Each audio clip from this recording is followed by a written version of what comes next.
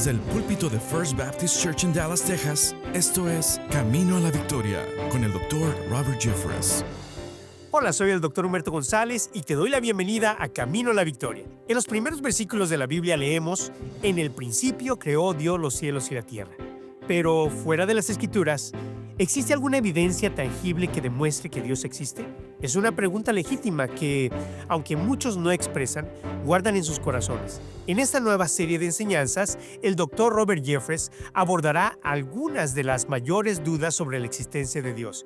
Y hoy responderemos la pregunta: ¿cómo puedo saber que Dios existe? Así que reúne a tu familia, toma tu Biblia y empecemos. Nuestros hijos están bajo constante ataque. Día a día son bombardeados con mensajes confusos, valores distorsionados, mentiras disfrazadas. No podemos permitir que el mundo forme a nuestros niños. Esta tarea empieza en casa, asentando un fundamento que los prepare para toda la vida. Con el regalo podrás compartir a los pequeños las verdades del Evangelio de una forma entendible y emocionante. Y cuando las preguntas empiecen a surgir, tendrás una guía para dialogar e instruir. Con una oración de salvación, 12 actividades dinámicas y un diario personal para rellenar, este libro invita a los niños a recibir el regalo más importante de sus vidas. Visita caminoalavictoria.org y solicita ejemplares para tus hijos o para regalar a tus nietos, sobrinos o niños de tu comunidad. El hogar es nuestro primer refugio. Allí protegemos lo que el mundo intenta destruir. Solicita tu ejemplar de El Regalo, el Evangelio para los niños. No hay nada más importante que puedas hacer hoy para el crecimiento de quienes amas. Síguenos en redes sociales y únete a la comunidad de Camino a la Victoria. Encuéntranos como Tu Camino a la Victoria. A continuación, el Dr. Robert Jeffress con el mensaje de hoy. ¿Cómo puedo saber que Dios existe? A veces, la duda es un requisito previo para una fe genuina. Hoy comenzamos con esa pregunta más básica: ¿cómo sé que hay un Dios? Quiero hablar sobre 5 razones por las que las personas dudan de la existencia de Dios. Hay 5 fuentes principales de dudas sobre Dios. En primer lugar están las dudas naturales. Con eso quiero decir que es natural y comprensible dudar de lo que no puedes ver. Todo padre lo sabe. Es difícil no dudar de lo que no puedes ver. Sabes, como padres, pasamos mucho tiempo enseñando a nuestros hijos sobre el hada de los dientes. Podemos hablarles del hada de los dientes. Podemos hablar de la generosidad del hada de los dientes. Podemos dejar pruebas del hada de los dientes bajo la almohada de nuestro hijo cuando pierde un diente. Pero tarde o temprano, nuestro hijo llega a entender: no existe tal cosa como el hada de los dientes, y es solo un corto camino desde ahí hasta las dudas sobre el hombre grande allá arriba. Estoy hablando de Santa Claus. Mi punto es que es de manera significativa difícil creer en algo que es invisible. Creo que Dios entiende eso. Creo que Dios no solo entiende lo natural que es para nosotros dudar, sino que también es misericordioso con aquellos que dudan. Por cierto, ese sentimiento no se basa en alguna idea cálida y difusa que tengo sobre Dios. De hecho, las Escrituras dicen que Dios tiene una compasión especial por aquellos que dudan. Escondido en el Nuevo Testamento hay un pequeño libro llamado Judas. Solo tiene un capítulo. Pero en el versículo 22 de Judas, Judas expresa la actitud de Dios hacia aquellos que dudan. Él escribe: tengan compasión de los que dudan. Tengan compasión de los que dudan. ¿Por qué? Porque Dios es misericordioso con los que dudan. Jesús trató con gentileza a Tomás, el discípulo que dudaba. Él es realmente misericordioso con aquellos que dudan y, sin embargo, han dedicado sus vidas a servir a un ser invisible. Segundo, hay dudas filosóficas que llevan a algunas personas a cuestionar la existencia de Dios. Y el argumento filosófico más citado ciertamente contra Dios es la realidad del sufrimiento y el mal en el mundo. El filósofo del siglo XVIII, David Hume, intentó desacreditar el cristianismo con su famoso trilema sobre el sufrimiento y el mal. Hume dijo: ¿está Dios dispuesto a prevenir el mal pero no puede? Entonces Dios es impotente. ¿Es Dios realmente capaz pero no está dispuesto? Entonces es malévolo, malvado. ¿Es Dios tanto dispuesto como capaz de prevenir el mal? Entonces, ¿dónde está el mal? En otras palabras, lo que Hume estaba diciendo era: cuando miras el mal en el mundo, ¿está Dios dispuesto a detenerlo, pero simplemente no puede lograrlo? ¿No es capaz? Entonces es un Dios impotente. Si Dios puede detener el sufrimiento, si pudo detener el holocausto, si pudo detener el desastre que enfrentas en tu vida, pero eligió no hacerlo, entonces Él es malvado. Si está tanto dispuesto como capaz de detener el sufrimiento, entonces, ¿dónde está el mal? En otras palabras, esto significa que no existe un Dios. En realidad, hay una cuarta explicación que Hume no ofrece. Es una que vamos a explorar en el mensaje: ¿cómo puedo saber que Dios es bueno con todo el sufrimiento en el mundo? Pero muchas veces es un argumento filosófico lo que mantiene a la gente lejos de Dios. Tercero, dudas experienciales. Somos prisioneros de nuestra experiencia. Si creciste en un hogar que no creía en Dios, quizás estés inclinado a no creer en Dios. A veces Dios interviene milagrosamente en esa situación. Recuerdo que en la primera iglesia que pastoreé, invité a William Murray a compartir su testimonio. William Murray era el hijo de la famosa atea Madeleine Murray O'Hair.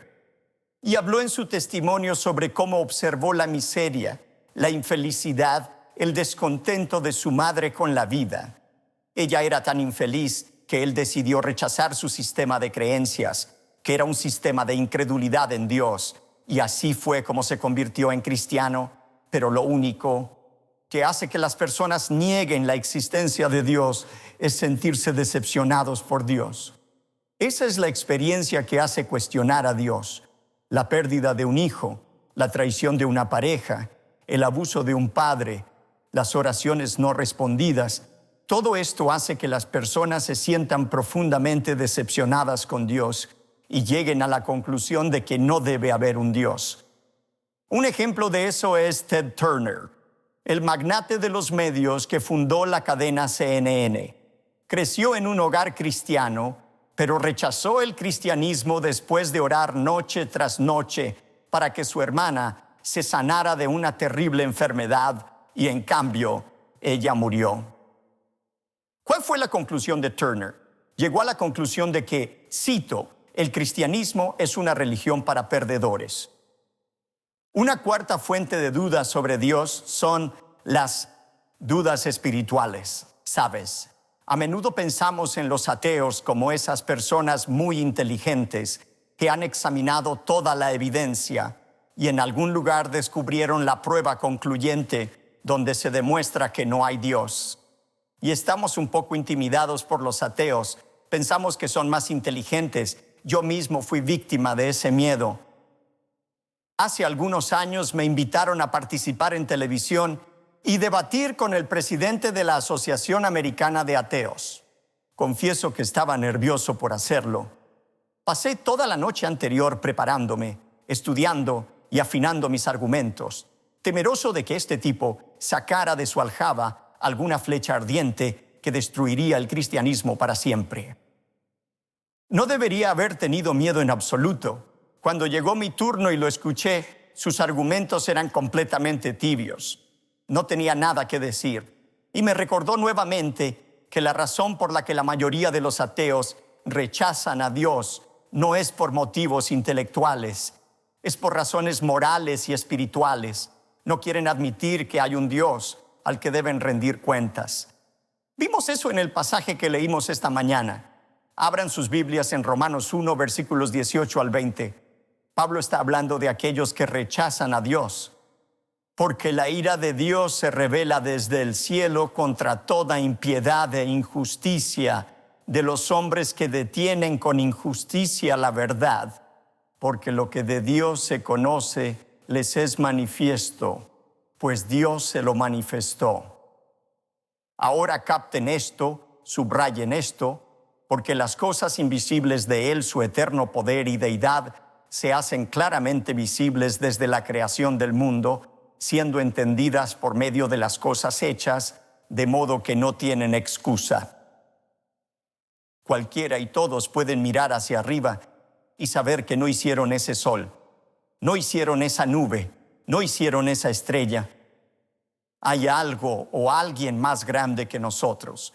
La naturaleza enseña eso. Lo llamamos revelación general. Y aunque reconocer que hay un poder mayor que nosotros no es suficiente para salvar a una persona, esa verdad, si se rechaza, es suficiente para condenar a una persona. Y eso es lo que Pablo está diciendo aquí. Los incrédulos han recibido voluntariamente la verdad, pero han rechazado la verdad que han recibido. ¿Por qué? Miren el versículo 21.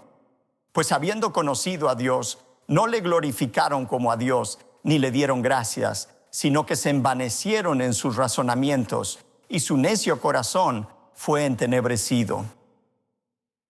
El ateo quiere negar la existencia de Dios o reducir a Dios a alguien más manejable y que no necesita ser temido. Finalmente, hay dudas empíricas que hacen que algunas personas duden de la existencia de Dios.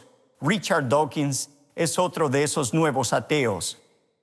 Él afirma en su libro El espejismo de Dios que una encuesta de 1998 mostró que solo el 7% de los científicos en la Academia Nacional de Ciencias, solo el 7% cree en la existencia de un Dios personal. El 93% de los científicos niegan que existe un Dios personal. ¿Sabes cómo reacciona la mayoría de la gente a eso? Oh, no puedo creer eso. Eso es terrible. Los científicos son más inteligentes que yo, concluimos. En segundo lugar, los científicos rechazan la idea de Dios debido a los hechos. Entonces podemos concluir que la fe se basa en fábulas, no en hechos. Eso es una conclusión errónea. Déjame mostrarte el problema con tal razonamiento. En primer lugar, ese estudio no logra identificar la relación causa-efecto. Si lees ese estudio, solo el 7% de los científicos son personas de fe. Debes llegar a la conclusión de que, la causa es ser científico. El resultado es convertirse en ateo. La razón por la que los científicos se vuelven ateos es por los hechos que han descubierto. Piensa, lo contrario podría ser cierto. Podría ser que su ateísmo sea la causa, la motivación de ser científicos. Empiezan con la suposición de que no hay un Dios. No quieren que haya un Dios. Así que dedican sus vidas a encontrar otra explicación para el origen del universo. Es como el dilema del huevo o la gallina, que vino primero, ser científico o ser ateo. En segundo lugar, esta idea de que no puedes reconciliar la creencia en Dios con la creencia en la ciencia se basa en un razonamiento circular. Permíteme explicar esto. Todos los que han asistido a una clase de ciencias conocen el método científico. Nos enseñan que la única manera de tener una explicación razonable para una hipótesis, la única manera de que puedes probar una hipótesis, una declaración de por qué algo sucedió, tiene que basarse esencialmente en la observación de lo que es visible durante un largo periodo de tiempo. Si vas a ser científico, tienes que estar arraigado en el naturalismo. ¿Qué es el naturalismo? El naturalismo dice que la naturaleza es todo lo que existe. Lo único que es real es lo que puedo ver, lo que puedo medir y lo que puedo observar durante un largo periodo de tiempo.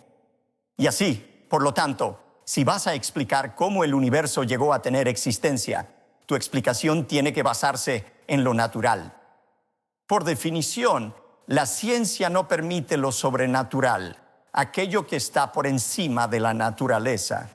Si vas a proponer una explicación, solo puede basarse en lo que se ve, lo que se mide, y puede ser probado por mucho tiempo.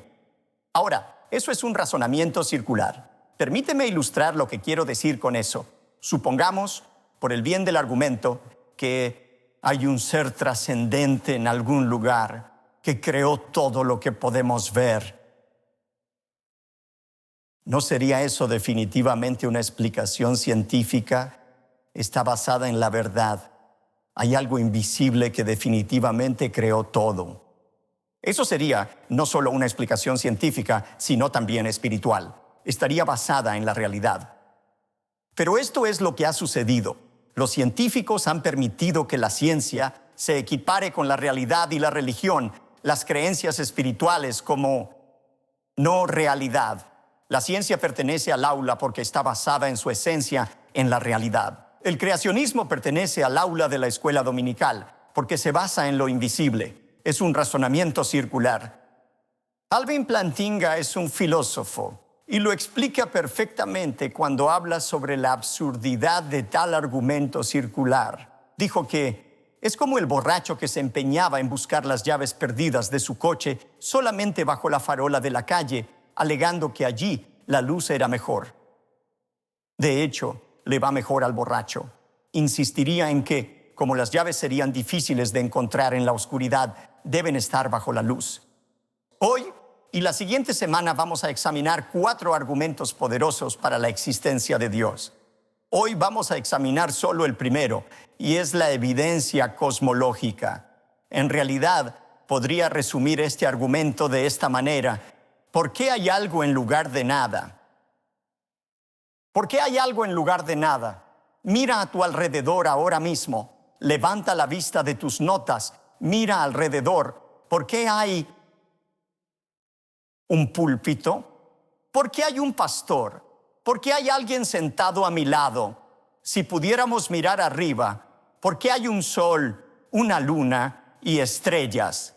¿Por qué hay algo en lugar de nada en absoluto? La segunda pregunta que deberías hacerte es: ¿por qué veo algo en absoluto? ¿Por qué hay algo en lugar de nada? ¿Por qué veo algo en absoluto? Y si realmente quieres volar tu mente, pregúntate: ¿por qué estoy haciendo esta pregunta? ¿Cómo explicas exactamente todo lo que vemos o sentimos? Ahora, aquí está la explicación atea de por qué vemos algo en lugar de nada. El ateo dice que la respuesta es: en realidad, nadie por nada es igual a todo. Nadie por nada es igual a todo. De la nada, debido a nadie, surge todo lo que en realidad tenemos. Ahora piensa en lo tonto que es ese argumento. Mira el cosmos, el universo. Piensa por un momento acerca de la inmensidad del cosmos. Esto te va a dejar boquiabierto. Vivimos en la galaxia de la Vía Láctea. Todo el mundo lo sabe. Estamos en la galaxia de la Vía Láctea. Hay más de 100,000 millones de estrellas en la galaxia de la Vía Láctea. La distancia promedio, y lo busqué anoche para estar seguro, la distancia promedio de una estrella a la siguiente en nuestra galaxia es de 30 trillones de millas. Ahora, para darte una idea de cuán lejos son 30 trillones de millas, imagina conseguir uno de los transbordadores espaciales retirados. Te lo van a prestar por un tiempo para que hagas un viaje por el espacio. El transbordador espacial viaja a 17,000 millas por hora, 5 millas por segundo. Si te subieras a ese transbordador espacial y despegaras para ir a la siguiente estrella a 30 trillones de millas de distancia, te tomaría 201,000 años llegar allí, viajando a 17,000 millas por hora. Para decirlo de otra manera, supongamos que despegaras en el transbordador espacial el día en que Cristo nació en Belén. Desde entonces hasta ahora has estado viajando a 17,000 millas por hora. Solo habrías completado el 1% de tu viaje hacia esa estrella hasta hoy. Todavía te quedaría el 99% del viaje por recorrer. Eso sería para llegar a la siguiente estrella. Hay cientos de miles de millones de estrellas en nuestra galaxia y hay cientos de miles de millones de galaxias en nuestro universo, y nuestro universo se está expandiendo. ¿Cómo explicas eso? Curiosamente, el 23 de abril de 1992, un equipo de científicos publicó los hallazgos del satélite explorador del fondo cósmico, COBE, que confirmaron lo que Hubble y Lemaitre dijeron, que tenía que haber un comienzo del universo. ¿Puedo añadir algo aquí? La ciencia no es el enemigo del cristianismo. Siempre y cuando sea ciencia verdadera, la ciencia verdadera te llevará a la verdad. Los científicos han descubierto que, de hecho, tenía que haber un comienzo de nuestro universo, lo que plantea la pregunta, ¿de dónde vino esta materia densa que de repente explotó? ¿Y cuál es la causa de esa explosión? ¿Qué o quién causó esa explosión? Tuvo que haber alguna causa para ello. Permíteme ilustrarlo de esta manera. James Henry White usa esta ilustración. ¿Has visto esas elaboradas exhibiciones de dominós? Quizás miles de ellos que están en un mapa, en forma de mapa u otro diseño. Y alguien derriba ese primer dominó y luego todos los demás dominós comienzan a colapsar. A veces toma 5 o 10 minutos para que colapsen todos los dominós. No sabes qué pasó al principio, pero puedes asumir que de alguna manera alguien o algo causó que el primer dominó colapsara, cayera de manera inevitable, causando todo lo demás también. Y eso es lo que los científicos nos están diciendo. Si hay un comienzo, algo o alguien tuvo que causar ese comienzo. Curiosamente, incluso los ateos están dispuestos a conceder eso. David Hume, el filósofo escocés del que te hablé hace un momento, un ateo dijo, y lo cito, «Nunca he afirmado una proposición tan absurda como que algo pueda surgir sin una causa». Damas y caballeros queridos, es una verdad simple pero profunda. De la nada no viene nada.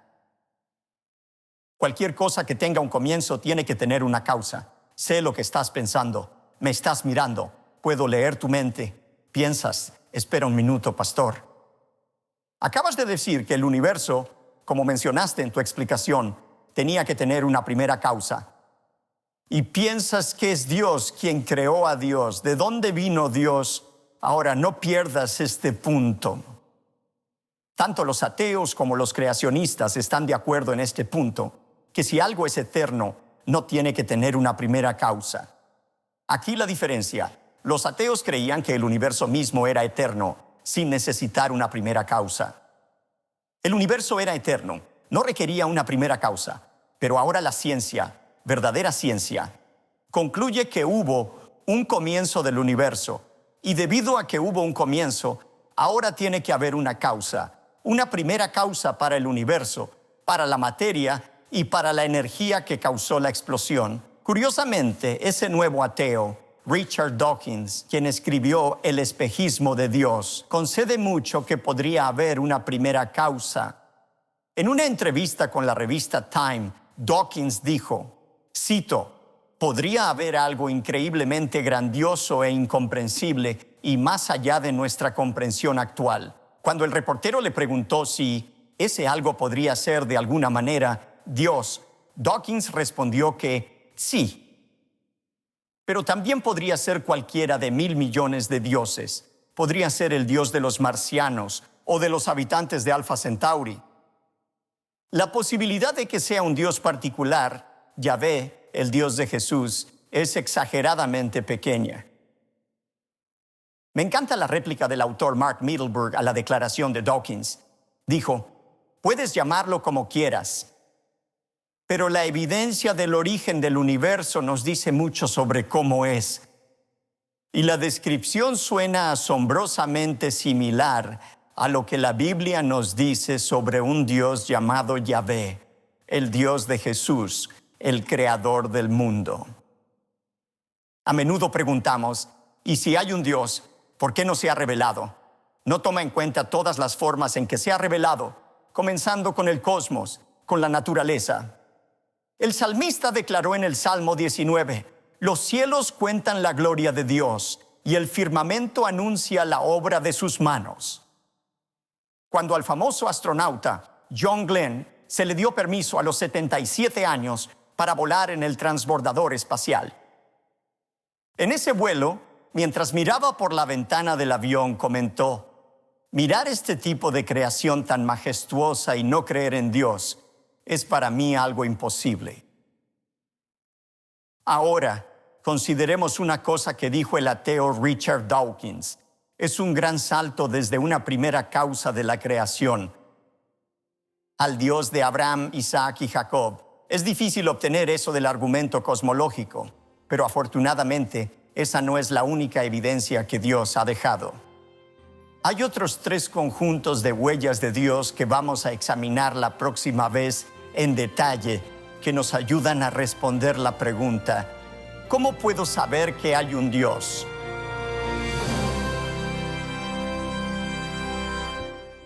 Queremos conocerte y orar por ti. Te invito a seguirnos en nuestras redes sociales.